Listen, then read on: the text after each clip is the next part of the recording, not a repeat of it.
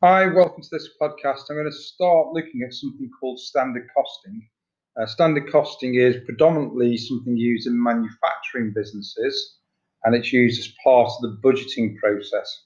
So it's a budgeted cost per unit and then a budgeted total cost for making particular units of output. So, for example, if I was a car manufacturer, I would work out how much labour it would cost me to make one model of a particular car, say a Ford Mondeo, and then I would also work out the standard quantity of raw materials I expect to manufacture that car, and I could add that to an overhead, and that would give me my standard cost of production ultimately.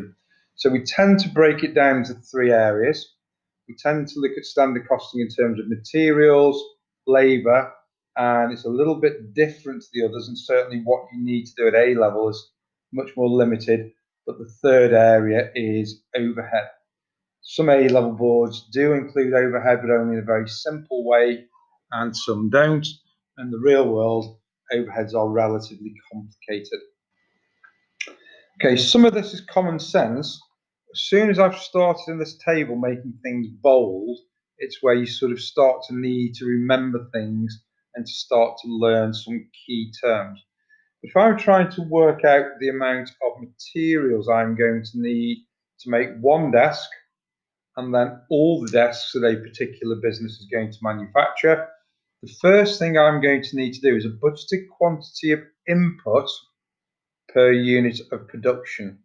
So, e.g., in this case, we're making wooden desks. How many kilograms of wood am I going to use to make a wooden desk? And once I know how much wood I'm going to use to make one desk, provided I then know how many desks I am planning to make during the time period, normally a year, in this case 100 desks, I can find out the standard quantity of wood that this business is planning to use in their production for that year. And it's quite straightforward. We've got the budgeted quantity of 2 multiplied by 100 desks. I am planning on using $200 worth of, it's not $200 though, it's 200 kilograms.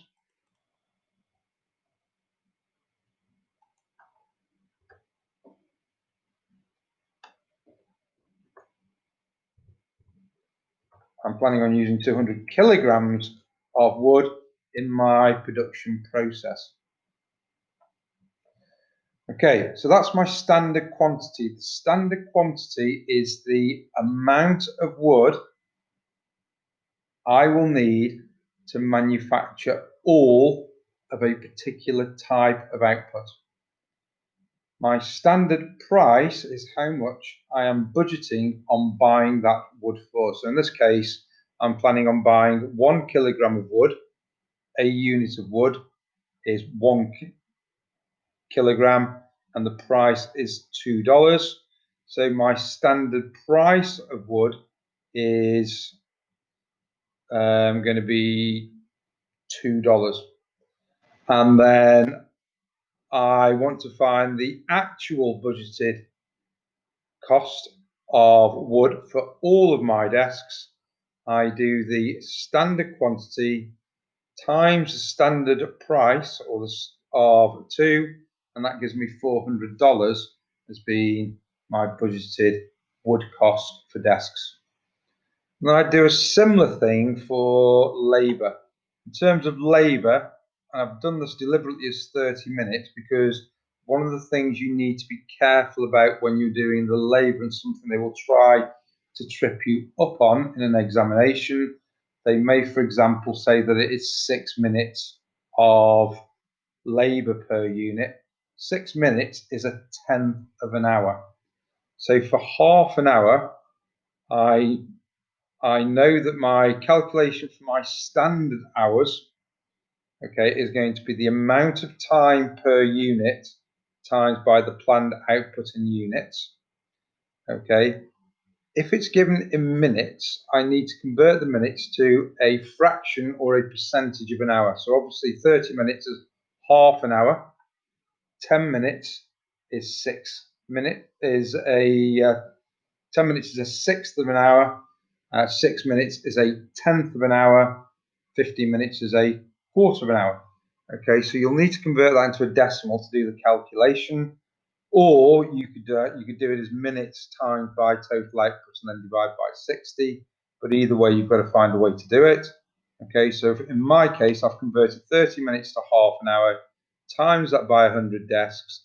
My standard hours that I'm planning to use of labour making desks over the course of the year is going to be 50 hours. The standard rate is the amount of money that I'm going to pay per hour for my labour. So in this case, it's 8. So now, if I want to find my budgeted total cost of materials and labour for a product, all I need to do is to, for the labour, I need to do the standard hours times by the standard rate. So 50 times 8, and that gives me $400 again. Okay. Overhead we'll do separately. For my students, you've got a couple of quick questions to have a go at. So I'll obviously pause the tape here, and there's a little bit of theory at the end. Right, as we go on, what you will find out is we're planning on using standard costing as a way to set targets for staff and also to monitor performance. And because of that, they need to be as accurate and realistic as possible. They are never going to be 100% accurate because as part of the budgeting process, they will be done before the business starts operating in a particular year. And there are always things that you're going to predict slightly wrong, but we need to try to get it right. So we need to know where we're going to get the information from for us to actually do these calculations. First one is something called product specification. It sounds posh, it's just one or two sheets of paper that explains exactly how to make a particular product. And on there it will say exactly what materials are required to make it, how it's made, and it will normally tell you how many hours or minutes they expect somebody to spend making it. So that's a good first port of call because sometimes that will have all the information in there. Standard prices. Normally business would go to their purchasing department, who would have a good idea about what's likely to happen to prices next year.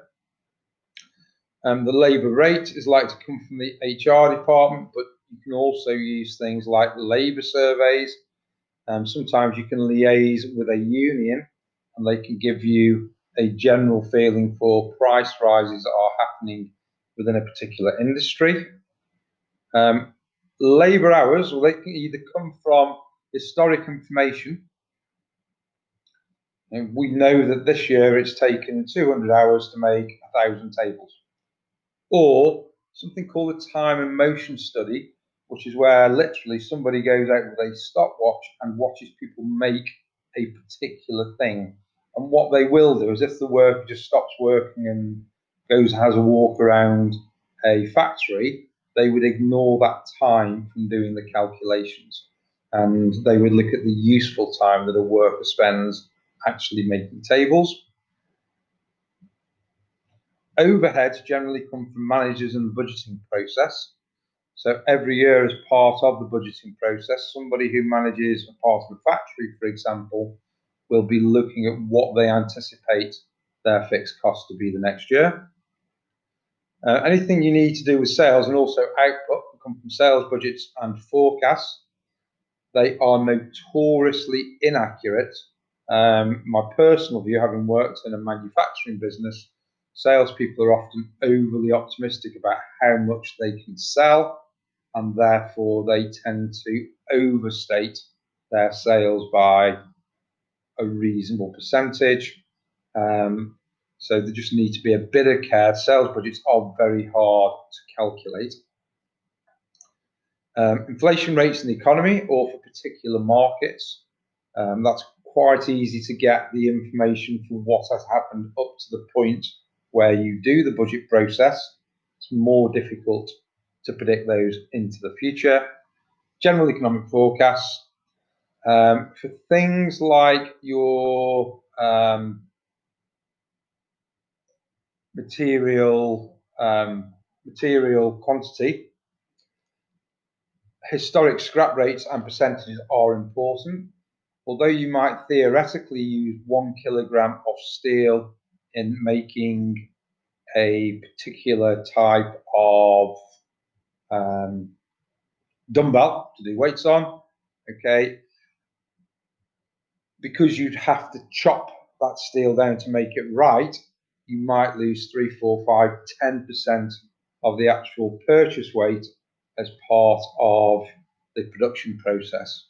So it's no good planning on producing a 1 kilogram barbell with 1 kilogram of purchased steel. If you have a 10% scrap rate, you need to plan on a kilo and 100 grams worth of steel per item. And a big one you shouldn't forget is previous year performance as well for all these things. That can give you a good baseline. Now, there is conflict on how we do this, because if the standards are too high and unachievable, they will demotivate. And if standards are too low, the firm will gradually become uncompetitive as rivals find ways to gradually get towards a theoretical optimum. So the normal thing is part of the process when the standard is set.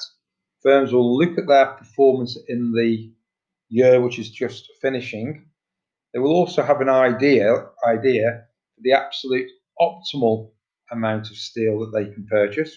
In my example with barbells, that would be 1 kilogram, and they would set the standard somewhere in between the two, with the aim of always trying to get closer and closer to that optimal production performance.